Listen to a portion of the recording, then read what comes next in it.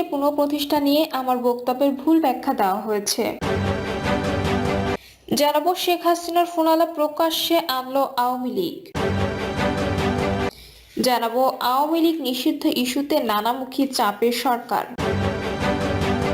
এবং সর্বশেষ জানাবো আদানির টাকা পরিশোধের বিষয়ে যা বললেন ডক্টর ইউনূস। শুনছিলেন সংবাদ শিরোনাম, এবারে বিস্তারিত। আওয়ামী লীগকে পুনঃপ্রতিষ্ঠা নিয়ে আমার বক্তব্যের ভুল ব্যাখ্যা দেওয়া হয়েছে। মহাসচিব মির্জা ফখরুল ইসলাম আলমকে জানিয়েছেন আওয়ামী লীগকে পুনঃপ্রতিষ্ঠা নিয়ে তার বক্তব্যের ভুল ব্যাখ্যা করা হয়েছে।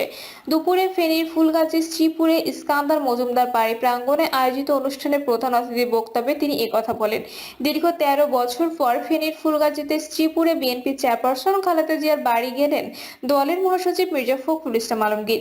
তিনি খালেদা জিয়ার পৈতৃক বাড়িতে বন্যায় ক্ষতিগ্রস্ত শিক্ষার্থী ও জনসাধারণের মাঝে শিক্ষা উপকরণ ও ঢেউটুন বিতরণ করেন। অনুষ্ঠানে তিনি বলেন, আর কে করবেন না, তার ঠিক করবেন বাংলার জনগণ।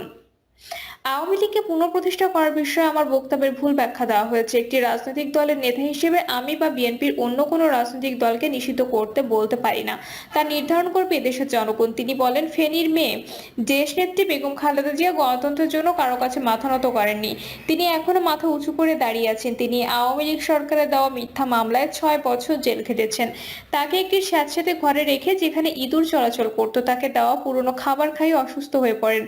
এ সময় তিনি আরো বলেন, 15 বছরের পুরনো জঞ্জাল সাফ করা এত সহজ নয়। তাই জনগণের সরকার প্রতিষ্ঠার জন্য অন্তর্বর্তীকালীন সরকারের প্রতি আহ্বান জানিয়েছেন মির্জা ফখরুল ইসলাম আলমগীর এবং তা দ্রুত বাস্তবায়ন করলে ভালো হয় বলে মন্তব্য করেন তিনি।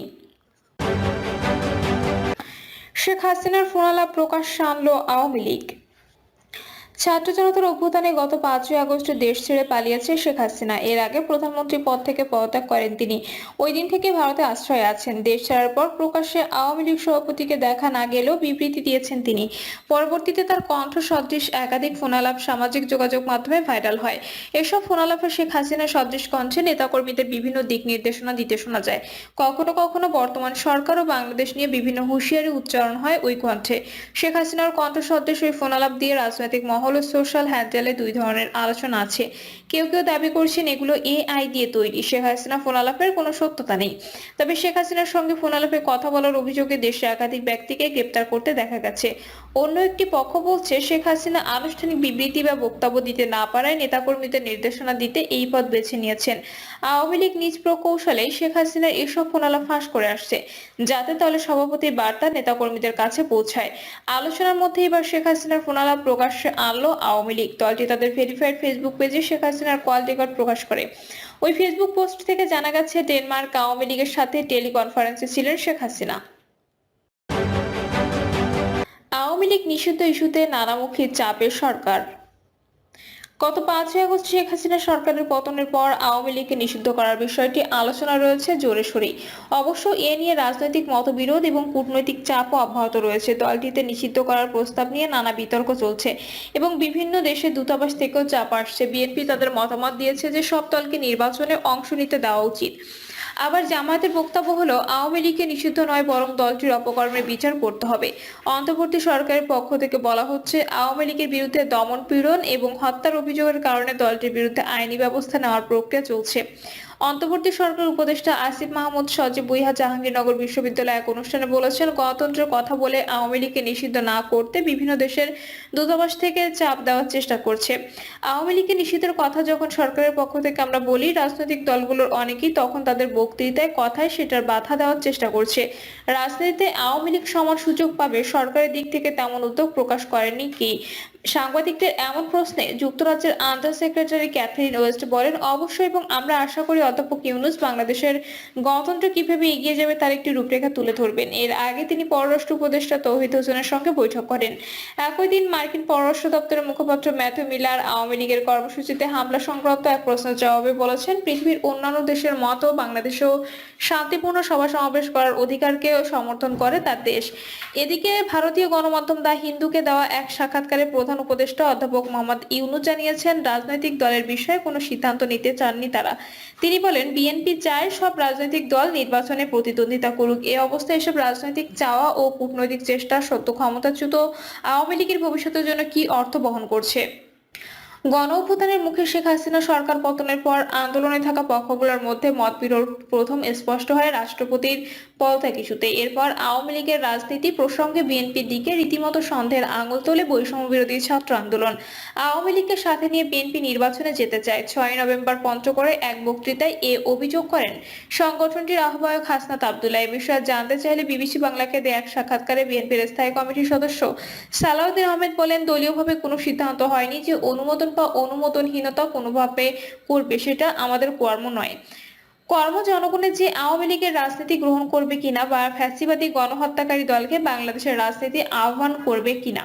এক ফেসবুক পোস্টে হাসনাত আব্দুল্লাহ বলেন, আওয়ামী পুনর্বাসনের জন্য যারা উদ্যোগ নেবে তাদেরকে ইতিহাস গণশত্রু হিসেবে চিহ্নিত করবে। জুলাই অভ্যুত্থানের স্পিরিটকে যারা ধারণ করে তারা 24 পরবর্তী বাংলাদেশে আওয়ামী লীগের বিশ্বায়ন নিশ্চিত করার দাবি ছাড়া আওয়ামী লীগ নিয়ে রাজনৈতিক অঙ্গনে আর কোনো দ্বিতীয় বক্তব্য দিতে পারে না, যোগ করেন তিনি।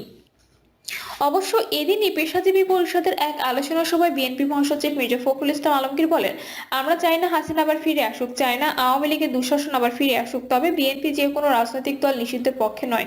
সে বিষয়ে মির্জা ফখরুল একাধিকবার কথা বলেছেন। নভেম্বরের শুরুতে জাতীয় পার্টি এবং বৈষম্য বিরোধী কয়েকটি ছাত্র সংগঠনের মুখোমুখি অবস্থানের কারণে উদ্ভূত পরিস্থিতিতে তিনি বলেছিলেন, রাজনৈতিক দল নিষিদ্ধ করা আর আমরা কারা। 8ই আগস্ট অন্তর্বর্তী সরকার দায়িত্ব নেওয়ার পরপরই যুক্তরাষ্ট্র থেকে শুরু করে আন্তর্জাতিকভাবে প্রভাবশালী দেশগুলোর পক্ষ থেকে সমর্থন পায়। এই সরকারের সাথে সংস্কার সহ অন্যান্য ক্ষেত্রে কাজ করার ব্যাপারে নিজেদের অঙ্গীকার ব্যক্ত করেন পশ্চিমা দেশগুলো ঢাকায় নিযুক্ত প্রতিনিধিরা। কিন্তু গণতান্ত্রিক প্রক্রিয়া আছে এমন পশ্চিমা দেশগুলো রাজনৈতিক দল নিষিদ্ধ প্রশ্নে সরকারের সাথে ভিন্ন মত পোষণ করছে দলের মনে হচ্ছে। সাবেক রাষ্ট্রদূত হুমায়ুন কবির বলেন, কারণ বন্ধু রাষ্ট্রগুলো শান্তিপূর্ণ বাংলাদেশ চায়, কাউকে এক্সক্লুড করতে গেলে সংঘাতের আশঙ্কা বাড়ে। সেজন্য বন্ধু রাষ্ট্রগুলো তাগিদ দিচ্ছে যাতে অন্তর্ভুক্তিমূলক ব্যবস্থায় রাজনৈতিক প্রতিদ্বন্দ্বিতাটাকে নেওয়া যায়। এটা আনপ্লেজেন্ট বাট নেসেসারি, যোগ করেন কবি। কূটনীতিকদের যে তৎপরতার কথা বলা হচ্ছে তা অস্বাভাবিক নয় বলে মনে করেন জাহাঙ্গীরনগর বিশ্ববিদ্যালয়ের আন্তর্জাতিক সম্পর্কের শিক্ষক অধ্যাপক শাহাব এনাম খান। আওয়ামী লীগের ব্যাপারে বৈষম্য বিরোধী ছাত্র আন্দোলন সহ বিভিন্ন রাজনৈতিক সংগঠনের তীব্র ক্ষোভের ব্যাপারটি তাহলে কিভাবে দেখা হচ্ছে, এমন প্রশ্নে অধ্যাপক খানের বিশ্লেষণ, আন্তর্জাতিক সম্প্রদায়ের গণতন্ত্র সম্পর্কে ধ্যান ধারণা না সাথে বাংলাদেশের অভ্যন্তরীণ রাজনীতির একটা ফারাক আছে।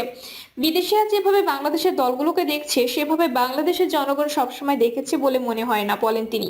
আন্তর্জাতিক সম্পর্কের এই শিক্ষকের ধারণা, আগামীতে কূটনীতিকদের তরফে এমন তৎপরতা আরো বাড়তে পারে।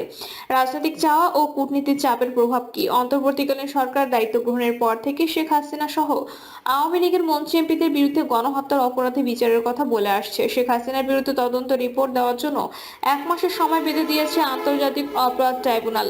এদিকে মঙ্গলবার আইন উপদেষ্টা আসিফ নজরুল জানিয়েছে, আন্তর্জাতিক অপরাধ ট্রাইব্যুনাল আইনের কিছু সংশোধনী আনার জন্য উপদেষ্টা পরিষদে তোলা হবে।